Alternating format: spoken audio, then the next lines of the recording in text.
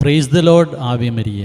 നമ്മുടെ കണ്ണുനീരിനെക്കുറിച്ച് ഓർക്കുമ്പോഴെല്ലാം നമ്മെ ഒന്ന് വന്നു കാണുവാൻ ആഗ്രഹിക്കുന്ന പൗലോസ്ലീഹായിലൂടെ നൽകപ്പെട്ട ദൈവവചനം.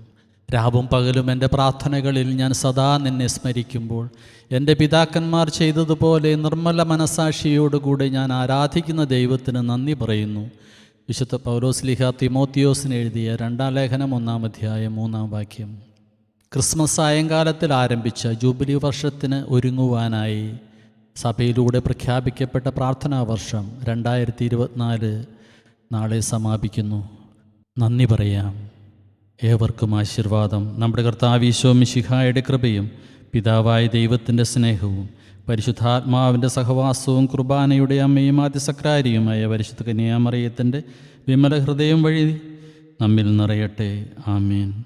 വിശുദ്ധ കൊച്ചുത്രേസ്യായുടെ ജൂബിലി വർഷത്തിൻ്റെ 227-ാം ദിനം.